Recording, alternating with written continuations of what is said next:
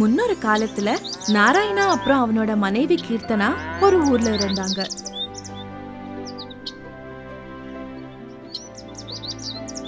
கீர்த்தனா வீட்லயே பாதாம் பால் செஞ்சு அத நாராயணா ஒரு பெரிய பானையில வச்சு வித்துட்டு வந்தான். ஆனா நாராயணா ஒரு சுயநலவதி. எப்பவும் அடுத்தவங்களை விட உசதியா இருக்கணும்னு நினைச்சிட்டு இருப்பான். கீர்த்தனா அவ்வளோ அருமையான பாதாம் பால் செய்வா. அதனால அந்த ஊர்ல எல்லாரும் வேற யார்கிட்டயும் போகாம நாராயணாட்ட வந்துதான் பாதாம் பால் குடிப்பாங்க. நாராயணா, பாதாம் பால் முன்ன விட சுவையா இருக்குப்பா. ஆமா, உன்னோட பாதாம் பால் எவ்வளவு ருசியா இருக்கு தெரியுமா? எல்லாரும் அவ வித்துட்டு வந்த பாதாம் பாலுக்கு அவனை புகழ்ந்தாங்க. சங்கர்னு ஒரு பையன் அவங்க அம்மா கிட்ட காசு வாங்கிட்டு தினமும் நாராயண கிட்ட வந்து பாதாம் பால் சாப்பிட்டுட்டு போவான். ஒரு நாள் எப்பவும் போல சங்கர் அவங்க அம்மா கிட்ட காசு எடுத்துட்டு வந்து நாராயணா கிட்ட பாதாம் பால் குடிக்க வந்தான். அங்கிள், எனக்கு 3 கிளாஸ் பாதாம் பால் கொடுங்க. இதோ குடுக்கிற தம்பி. நாராயணா அந்த பையன்ட்ட காசு வாங்கிட்டு 3 கிளாஸ் பாதாம் பால் கொடுத்துட்டான். சங்கர் அந்த பாலை சந்தோஷமா வாங்கி அதை குடிச்சிட்டு அங்கிருந்து கிளம்பினான். அடுத்த நாள் சங்கர் எப்பவும் மாதிரி அவங்க அம்மா கிட்ட காசு கேட்டான். அம்மா, எனக்கு ஒரு 50 ரூபாய் தருவீங்களா? 50 ரூபாவா? எதுக்கு?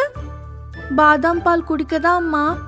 நான் அதை தினமும் குடிச்சாலும் எனக்கு அந்த ருசி போக மாட்டேங்குது. என்கிட்ட இப்ப அவ்வளவு காசு இல்லடா. நான் உனக்கு நாளைக்கு காசு தரேன். இல்ல, எனக்கு இன்னைக்கே கொடுக்கணும். எனக்கு இப்பவே காசு கொடுங்க. சங்கர், நான் சொல்றத கேளு. நீ பாதாம் பால் நாளைக்கு குடிக்கலாம். அவனுக்கு காசு கிடைக்கல. அதனால சங்கர் அழுதுகிட்டே அவனோட வீட்ல இருந்து தூரமா இருக்கிற ஒரு மரத்து கீழே உக்காந்துட்டு இருந்தான். ஒரு முனிவர் அந்த வழியா போயிட்டு இருந்தப்போ சங்கர் அழுத பாத்துக்கிட்டு அவன் கிட்ட போனாரு. என்னாச்சு தம்பி? எதுக்கு நீ அழுகுற? என்னோட அம்மா எனக்கு பாதாம் பால் குடிக்க காசு கொடுக்கல. ஐயோ, நீ அழாத தம்பி. இன்னையிலிருந்து நீ ஆசைப்பட்ட என்ன கேட்டாலும் அது உனக்கு கிடைக்கும். அந்த மாதிரி நான் உனக்கு ஒரு சக்தியை கொடுக்கறேன். ஆனா யாராச்சும் அவங்க லாபத்துக்காக உன்னோட சக்தியை பயன்படுத்த முயற்சி செஞ்சாங்கன்னா அப்பவே உன்னோட சக்தி உன்னை விட்டு போயிடும். அப்படி சொல்லிட்டு அந்த முனிவர் கிளம்பிட்டாரு. இப்போ எனக்கு ஒரு சொட்டு இல்லாம எல்லா பாதாம் பாலும் நான் எப்பவும் குடிக்கிற கடையில இருந்து எனக்கு வேணும். அப்படி சொன்னப்போ நாராயணா கிட்ட இருந்த பாதாம் பால் எல்லாம் அங்கிருந்து மறைஞ்சு சங்கர் முன்னாடி வந்திருக்கும். அந்த பாதாம் பால் வந்ததும் அவன் அந்த குடிக்க ஆரம்பிச்சிட்டான். சேங்காலம் வரைக்கும் குடிச்சிட்டு இருப்பான். அவனோட வீட்டுக்கு அவன் அதை எல்லாம் குடிச்சிட்டு சந்தோஷமா திரும்பி போவான். நாராயணா அவனோட வீட்டுக்கு ரொம்ப சோகமா பாதாம் பாலுக்கு என்ன ஆச்சுன்னு தெரியாம போவான். நாராயணா அடுத்த நாள் காலையிலயும் அவனோட பாதாம் பால் காணாம போயிடும். அவ அதுக்காக வருத்தப்பட்டு அத அங்க எல்லா இடத்துலயும் சேங்காலம் வரைக்கும் தேடிட்டு இருப்பான். அவ வீட்டுக்கு மறுபடியும் சோகமா எப்படி அவனோட பாதாம் பால் பானையோட காணாம போயிருக்கணும்னு யோசிச்சுட்டு போவான். அவனோட வீட்டுக்கு போற வழியில ஒரு மரத்துக்கு கீழே அவ கொஞ்சம் பானைய பார்த்தப்போ அது அவனோடது மாதிரியே இருந்துச்சு. இந்த பானையில தான் நான் பாதாம் பால் வித்துட்டு இருந்தேன். அது எப்படி இங்க வந்துச்சு? இதை யாரு செஞ்சாங்கன்னு நான் முதல்ல கண்டுபிடிக்கணும். அவ அன்னைக்கு ராத்திரி முழுசும் தூங்காம அவனோட பாதாம் பால் பத்தியே யோசிச்சுட்டு இருந்தான். எப்பவும் போல அடுத்த நாள் காலையில நாராயணா பானை நிறைய பாதாம் பால் எடுத்துட்டு அதை விக்கிறதுக்காக போவான். கொஞ்ச நேரம் ஆனதும் எப்பவும் போல அந்த பாதாம் பால் காணாம போனதை அவ கவனிச்சான். எப்பவும் போல பானை மறைஞ்சிடுச்சு. நான் நேத்து என்னோட பானைய பார்த்த மரத்து பக்கத்துல போனா என்ன நடக்குதுன்னு எனக்கு தெரிஞ்சிடும். அப்படி யோசிச்சுட்டே அவ வேகமா அந்த மரத்து பக்கத்துல போனா. அங்க அவன் கிட்ட தினமும் பாதாம் பால் வாங்கி குடிக்கிற பையன் மொத்த பாலையும் தனியா குடிக்கிறத பார்த்துட்டு அதிர்ச்சி ஆயிட்டான். அப்புறம் அவ சங்கர் கிட்ட போனா. சங்கர் நாராயணா அவனை பார்த்து வரத பார்த்துட்டு பயந்து போயிட்டான். சங்கர், நீதான் என்னோட பாதாம் பாலை தினமும் திருடுறியா? அந்த கேள்விக்கு சங்கர் பயத்துல அமைதியா இருந்துட்டான். எப்படி அந்த பால் உன்கிட்ட வந்துச்சு?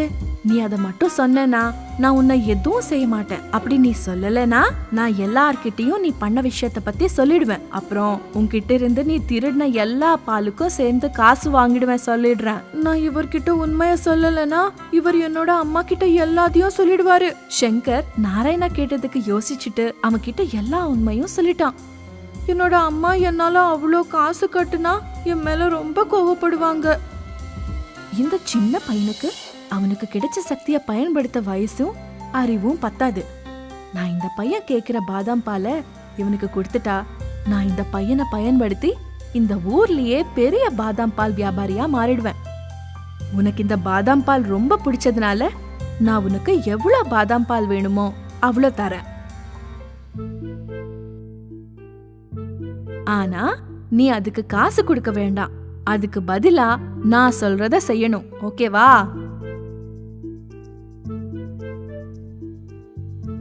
நீங்க எனக்கு தினமும் பாதாம் பால் தரீங்கன்னு சொன்னா நான் உங்களுக்காக என்ன வேணும்னாலும் செய்றேன். சரி, நான் மட்டும்தான் இந்த ஊர்லயே பாதாம் பால் விக்கணும் அப்படி நீ வேண்டிக்கணும். அதே மாதிரி இந்த ஊர்ல இருக்கிற பெரிய கடையிலேயே நான் மட்டும்தான் பாதாம் பால் விக்கணும், வேற யாருக்கும் விற்க கூடாது. சங்கர் அந்த முனிவர் அவன் கிட்ட சொன்னதை மறந்துட்டு நாராயணா கேட்ட மாதிரியே வேண்டிப்பான். இந்த காரணத்தினால நாராயணா கேட்ட ஆசைய அவனால பண்ண முடியாம போயிடும். அவன் எவ்வளவு முயற்சி செஞ்சாலும் அவனோட சக்தி அவனை விட்டு போயிடும். சங்கருக்கு அப்போதான் அந்த முனிவர் சொன்னதை பத்தி ஞாபகம் வரும். அப்போ சங்கர் அத நாராயண கிட்ட சொல்லுவான்.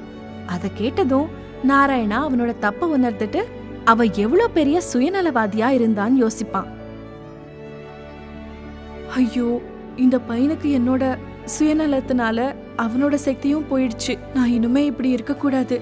நான் எல்லாரையும் பத்தி யோசிச்சு எனக்காக மட்டும்தான் வாழக்கூடாது. அதுக்கப்புறம் அவன் நல்லவனா இருக்க முடிவு செஞ்சான். நான் சத்தியம் பண்ண மாதிரியே தினமும் பாதாம் பால் தரேன். நீங்க நடந்ததை பத்தி யார்கிட்டயும் சொல்லக்கூடாது, சரியா? சரி அங்கிள். அன்னையிலிருந்து நாராயணா சுயநலம் இல்லாம அவன்கிட்ட உதவின்னு கேக்குற எல்லாருக்கும் உதவி செஞ்சான். அவன் சங்கருக்கு பண்ணி கொடுத்த சத்தியத்தை படி தினமும் அவனுக்கு பாதாம் பால் கொடுத்தான். அன்னையிலிருந்து விதவிதமா பாதாம் பால் வித்துட்டு அவனோட மனைவியோட சந்தோஷமா இருந்தான்.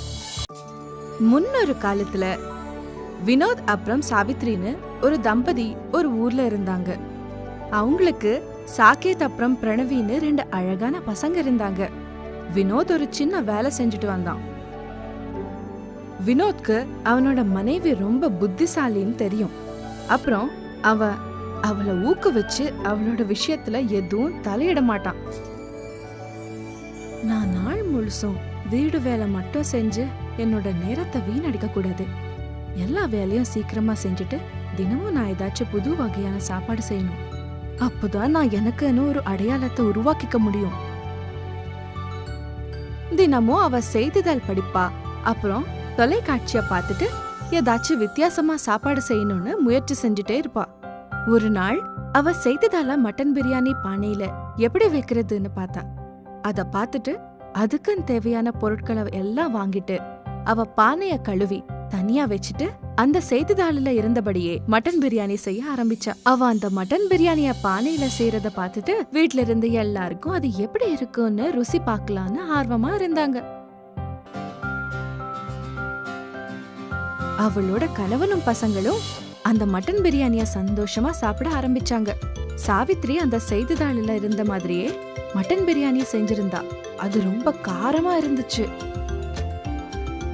அம்மா, இந்த மட்டன் பிரியாணி ரொம்ப காரமா இருக்கு, அத என்னால சாப்பிட முடியலம்மா.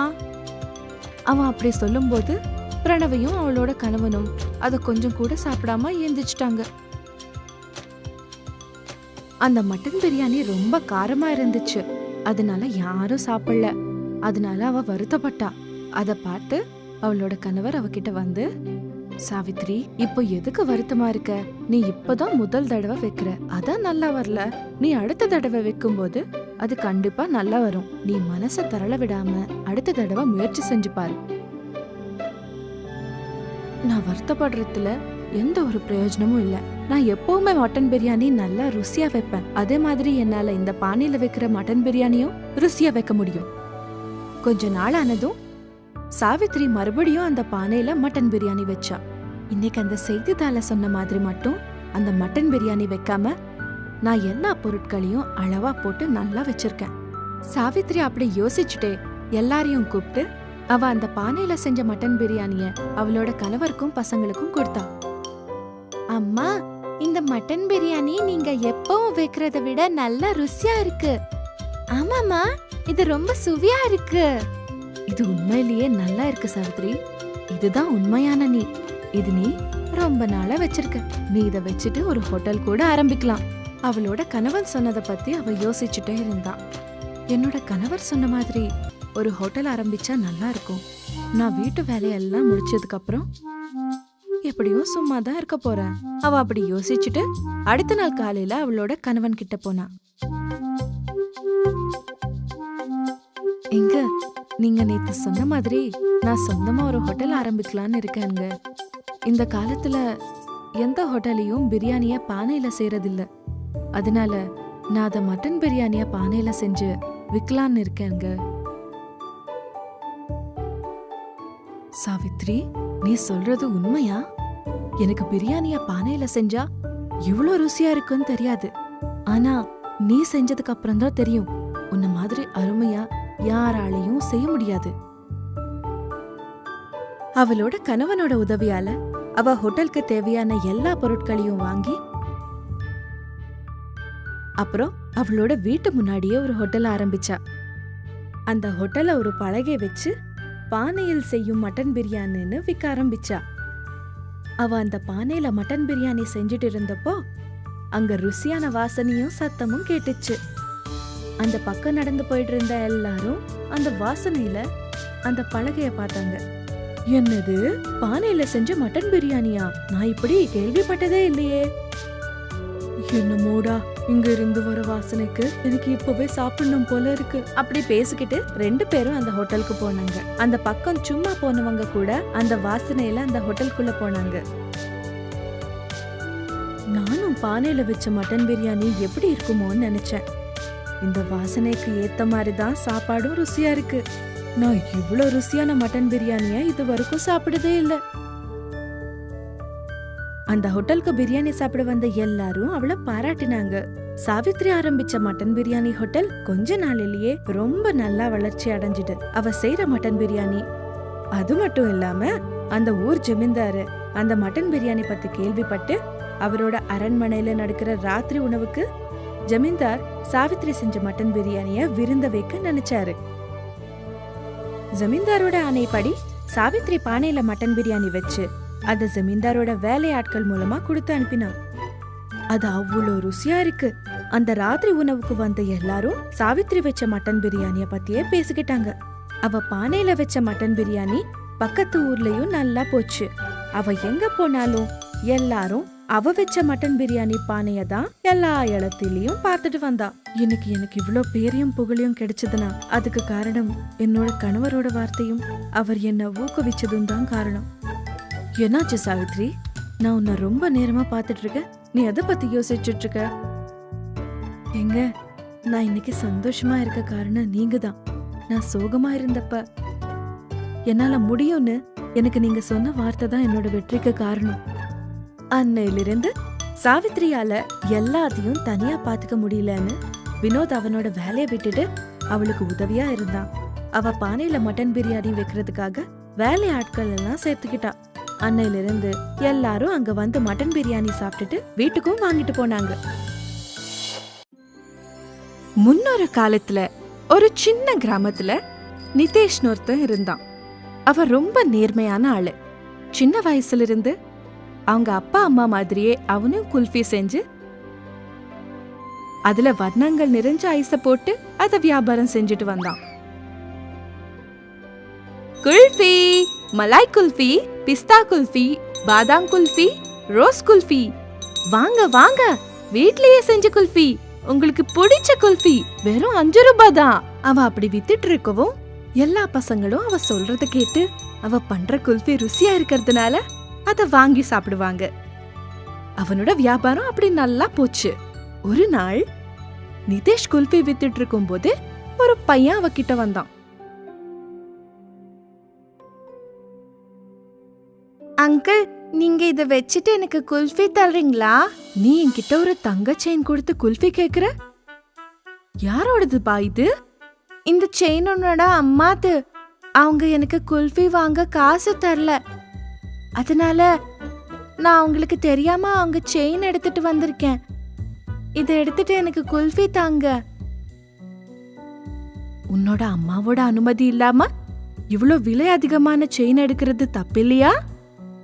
இத உன்னோட அம்மா கிட்டே கொடுத்துடு. நீ எனக்கு எப்ப முடியுமோ அப்ப காசு கொடு, சரியா? அப்படி சொல்லிட்டு அந்த பையனுக்கு ஒரு குல்ஃபி கொடுத்துட்டு அவன் கிளம்பிட்டான். பப்ளு அந்த குல்ஃபிய சாப்பிட்டுட்டே நடந்துட்டு இருக்கும்போது அவன் இன்னொரு குல்ஃபி வியாபாரிய பார்த்து யோசிச்சான். நான் இந்த தங்க செயினை இந்த அங்கிள்கிட்டையும் காமிச்சா அந்த அங்கிள் மாதிரியே இவரும் நம்மளுக்கு இலவசமா குல்ஃபி கொடுப்பாரு. ஹை, அப்படி நினைச்சிட்டே அவ வேகமா அவனோட கையில இருந்த குல்ஃபியா சாப்பிட்டு முடிச்சிட்டு அந்த குல்ஃபி வியாபாரிட்ட போனான். அங்கிள் அங்கிள், நீங்க இந்த செயின் எடுத்துட்டு எனக்கு ஒரு குல்ஃபி தரீங்களா? தோ கண்டிப்பா தம்பி, எதுக்கு ஒண்ணு, நீ 2 எடுத்துக்கோ. அப்படி சொல்லிட்டு அவ பப்ளு கிட்ட செயின் வாங்கிட்டு அவனுக்கு 2 குல்ஃபி கொடுத்துட்டு கிளம்பிட்டான். அவனோட கையில 2 குல்ஃபி இருக்கிறத பார்த்து பப்ளு அந்த செயினை மறந்துட்டு சந்தோஷமா வீட்டுக்கு போனான். அதே நேரத்துல செயின் தொலைஞ்சதை தெரிஞ்ச அவங்களோட அம்மா அத வீடெல்லாம் தேடிட்டு இருந்தாங்க. அப்போதான் பப்ளு வீட்டுக்கு வந்தான். பப்ளு, என்னோட தங்க செயின் பாத்தியா? நான் அதை இங்கதான் வச்சேனே. ஐயோ, எனக்கு 2 குல்ஃபி கிடைச்ச சந்தோஷத்துல செயினை பத்தி சுத்தமா மறந்துட்டேனே. இத பத்தி அம்மாட்ட சொன்னா அவங்க என்ன கண்டிப்பா திட்டுவாங்க. இத எப்படி அவங்க கிட்ட சொல்லுவேன்? அதே மாதிரி அவன் யோசிச்சுட்டு இருந்தப்போ, என்னாச்சு பப்ளு, நீ என்ன யோசிச்சுட்டு இருக்க? எனக்கு பதில் சொல்லாம என்ன யோசிச்சுட்டு இருக்க? ஒன்னும் இல்லம்மா, நான் அத பார்க்கல. சரி, நீயும் அதை என் கூட தேடு. நான் அதை இங்க எங்கேயாவது வச்சிருக்கணும். அது ரொம்ப விலை அதிகமானது. தெரியுமா? பப்ளு அவனுக்கு ஒன்னும் தெரியாத மாதிரி அந்த செயினை அவங்க அம்மா கூட சேர்ந்து தேடுனான். கொஞ்ச நேரம் ஆனதும் அவங்க அம்மா சோகமாயிட்டு அது கிடைக்கலன்னு சோர்வா உட்காந்துட்டாங்க. பப்ளு அவங்கள பார்த்து யோசிச்சான். அம்மா அந்த செயினை தொலைச்சதுக்கு ரொம்ப சோகமா இருக்காங்க. என்னால அம்மாவை இப்படி பார்க்க முடியல. என்ன வேணும்னா நடக்கட்டும், நான் அம்மா கிட்ட உண்மையை சொல்ல போறேன். அவன் அவங்க அம்மா கிட்ட போயிட்டு சொன்னா, அம்மா, நான் நீங்க என்ன திட்டுவீங்கன்னு உங்ககிட்ட அதை சொல்லல. நான் ஒன்னும் சொல்ல மாட்டேன், உண்மையை சொல்லு, என்னாச்சு? அம்மா, நீங்க எனக்கு குல்ஃபி வாங்க காசு கொடுக்கல, அதனால நான் இந்த செயினை குல்ஃபி வியாபாரி கிட்ட கொடுத்துட்டு இதுக்கு பதிலா குல்ஃபி வாங்கம்மா. நீ 5 ரூபாய் குல்ஃபி வாங்க அந்த விலை அதிகமான செயின் கொடுத்தியா? அப்படி பண்றது தப்பு இல்லையா பப்ளு? இனிமே அப்படி செய்யக்கூடாது, சரியா? உன்னால அந்த குல்ஃபி வியாபாரியா அடையாளம் காட்ட முடியுமா? ஆமாம்மா, என்னால அடையாளம் காட்ட முடியும். அவன் உண்மையை சொன்னதும் அவங்க குல்ஃபி வியாபாரி எல்லாம் வரத்துக்கு காத்துட்டு இருப்பாங்க. அப்போ நிதிஷ் அந்த வழியா மத்தியானம் போனப்போ அவங்க கிட்ட போய் கேட்டாங்க, நேத்து என்னோட பையனுக்கு குல்ஃபி கொடுத்தீங்களா? ஆமாமா, எதுக்கு கேக்குறீங்க? ஒரு குழந்தை தெரியாம உங்களுக்கு குல்ஃபிக்கு பதிலா விலை உயர்ந்த செயின் கொடுத்தா அதை நீங்க வாங்கிப்பீங்களா? என்னது? நீங்க என்ன சொல்றீங்க? எனக்கு புரியல. நீங்க ஒன்னும் சொல்ல வேண்டாம். இது என்னோட பையனோட தப்பு தான். அதனாலதான் நான் ஒன்னும் சொல்லாம இருக்கேன். என்னோட செயின் கொடுங்க, நான் கிளம்பிடுறேன். அம்மா, நான் உங்க செயின் எடுக்கலமா. சொல்ல போனா நான் உங்க பையன்ட்ட உங்க செயின் உங்ககிட்ட கொடுக்க சொல்லிதான் சொன்னேன். அவங்க கொடுக்கலையா? நீங்க என்னோட செயின் கொடுக்காம என்ன பொய் சொல்றீங்களா? இல்லம்மா, நான் உண்மைதான் சொல்றேன். நீங்க உங்க பையனை கூப்பிட்டு கேளுங்க. பப்ளு, பப்ளு, சொல்லுங்கம்மா. பப்ளு, நீ இந்த ஆளுட்டு தான் அந்த தங்க செயினை கொடுத்தியா? இல்லம்மா. அப்புறம் அவன் நிதேஷ் கூட என்ன நடந்துச்சுன்னு அவங்க அம்மா கிட்ட சொன்னான். நேத்து இந்த பக்கம் வந்தது நல்லாதான் இருக்கு, அந்த தங்க செயின் கிடைச்சது எனக்கு. இன்னைக்கும் அதே மாதிரி ஏதாச்சும் கிடைக்கணுமா பாக்குறேன். அதே சமயத்துல பப்ளு அந்த குல்ஃபி வியாபாரி அந்த பக்கம் போனதை பார்த்துட்டு சொன்னா, அம்மா அம்மா அங்க பாருங்க, அந்த அங்கிள்கிட்ட தான் நான் நேத்து செயின் கொடுத்துட்டேன். நீங்க தான் நேத்து என்னோட பையனுக்கு குல்ஃபி கொடுத்துட்டு செயின் வாங்குனதா? நீங்க அந்த திருப்பி தரீங்களா? இல்ல நான் எல்லாரையும் கூப்பிடுவா. இந்த பையன் நான் தான் அந்த செயினை எடுத்துட்டேன்னு உறுதியா சொல்றான். நான் இப்போ அந்த செயினை கொடுத்தே ஆகணும், இல்லனா இவங்க எல்லாரையும் கூப்பிடுவாங்க.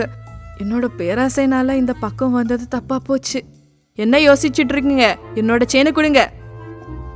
என்ன மன்னிச்சிடுங்கம்மா. அவனோட தப்ப உணர்ந்துட்டு அந்த தங்க செயினை பப்ளு அம்மா கிட்ட கொடுத்துட்டான். ஒரு குழந்தை குல்ஃபி வேணும்னு விலை அதிகமான செயினை கொடுத்தா நீங்க வாங்கிடுவீங்களா? நீங்க அத அவனுக்கு தப்புன்னு சொல்ல மாட்டீங்களா? இந்த இன்னொரு வியாபாரிய பாருங்க, அவர் பேராசைப்படாம என்னோட பையன்ட்ட அந்த செயினை என்கிட்டயே கொடுக்க சொல்லிருக்காரு. இந்த மாதிரி இனிமே தப்பு பண்ணாதீங்க, இவர்கிட்ட இருந்து கத்துக்கோங்க.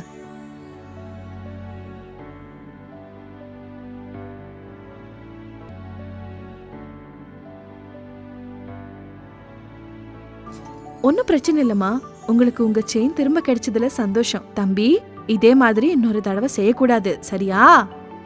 நான் அந்த அங்கிள் உங்கள மாதிரி எனக்கு ஒரு குல்ஃபி கொடுப்பாருன்னு நினைச்சேன்.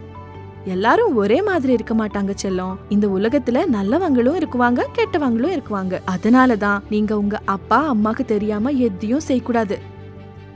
நான் இப்படி மறுபடியும் செய்ய மாட்டேன் அங்கிள், அப்படி சொல்லிட்டு அவன் சந்தோஷமா அவங்க அம்மா அப்பா கூட வீட்டுக்கு போயிட்டான். இதுல நீதி என்னன்னா, எல்லாரும் நிதேஷ் மாதிரி நேர்மையா இருக்க மாட்டாங்க. நம்மள சுத்தி நல்லவங்களும் இருக்காங்க, கெட்டவங்களும் இருக்காங்க. அதனாலதான் நீங்க ஒண்ணு செய்யறதுக்கு முன்னாடி 1க்கு 2 தடவை யோசிச்சு பார்க்கணும். யாரையும் கண்மூடித்தனமா நம்பிடக்கூடாது. முன்னொரு காலத்துல ஒரு ஊர்ல ஜெகன் அப்புறம் அவரோட மனைவி சரஸ்வதி இருந்தாங்க. அவங்களுக்கு ரித்விக்னு ஒரு புத்திசாலி பையன் இருந்தான். அந்த தம்பதி ஒரு ஹோட்டல் வச்சிருந்தாங்க.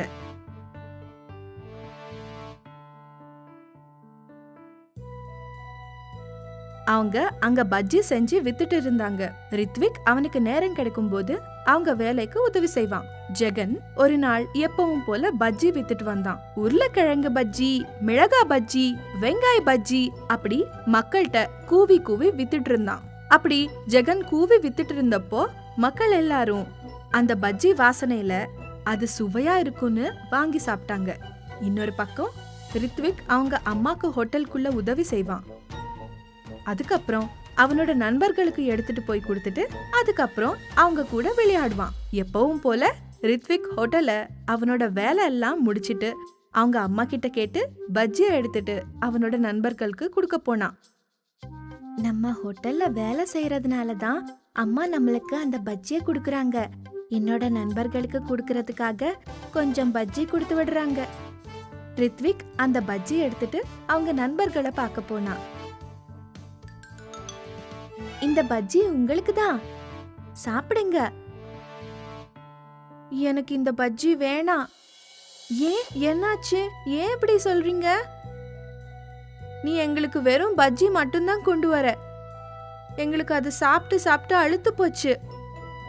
ஆமா, இனிமே எங்களுக்கு இந்த பஜ்ஜி கொண்டு வந்து தராத. அப்புறம் நாளையில இருந்து எங்க கூட விளையாட வராத. அப்படி சொல்லாதீங்க நண்பர்களே, நான் உங்களுக்காக என்ன வேணும்னாலும் செய்வேன்.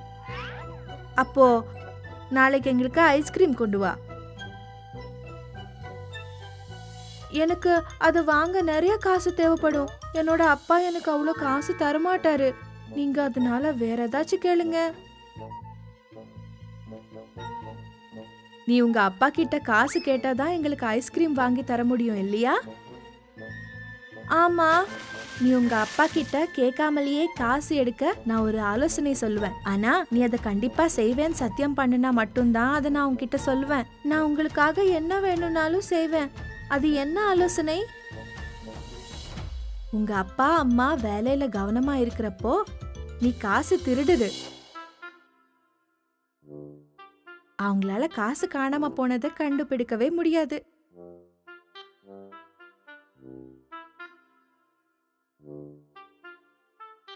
ஆமா, நீ சொல்றது சரியானது.